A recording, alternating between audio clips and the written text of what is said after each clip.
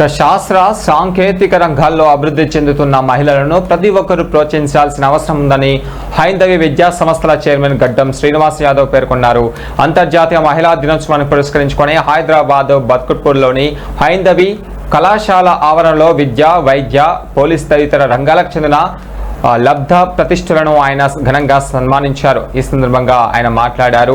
సమాజంలో అనేక ఒడిదుడుకులను ఎదుర్కొంటూ ఏఐ వంటి సాంకేతిక పరిణామాలతో పోటీ పడుతున్న పరిస్థితుల్లో మహిళలు ధైర్యంగా ముందుకు రావడం అభినందించాల్సిన విషయమన్నారు.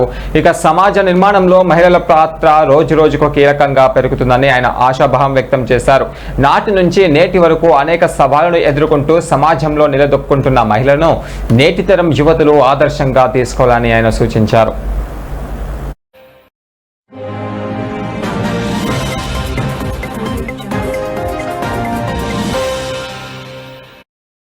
నేను చైర్మన్గా వారు వైస్ చైర్మన్గా ఈ కార్యక్రమం దిగ్విజయంగా పూర్తి చేసుకుంది.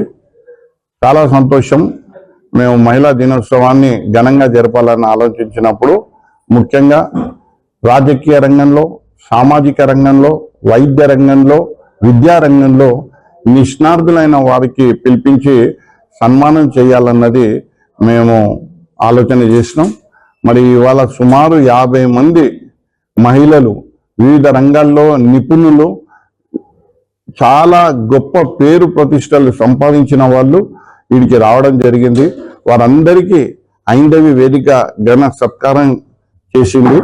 ముఖ్యంగా ఇవాళ విద్యా రంగంలో పెను మార్పులు జరుగుతున్న సందర్భంలో, ఏఐ సంస్కృతి వస్తున్న సందర్భంలో చాలా మటుకు ఏఐ నిపుణులు కూడా పిలవడం జరిగింది. సో ఈ కార్యక్రమానికి అందరు వచ్చారు. హైందవి కళాశాలను దీవించారు. ఇవాళ హైందవి కళాశాల 22 బ్రాంచ్లతోనే విరాజిల్లుతుంది.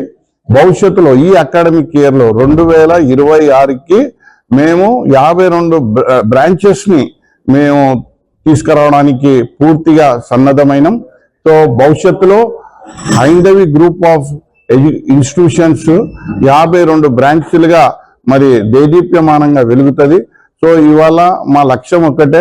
ఇవాళ మేము మా కళాశాలల యొక్క నైపుణ్యం కానీ, ప్రత్యేకత కానీ ఒకే విషయం పైన స్కిల్ డెవలప్మెంట్.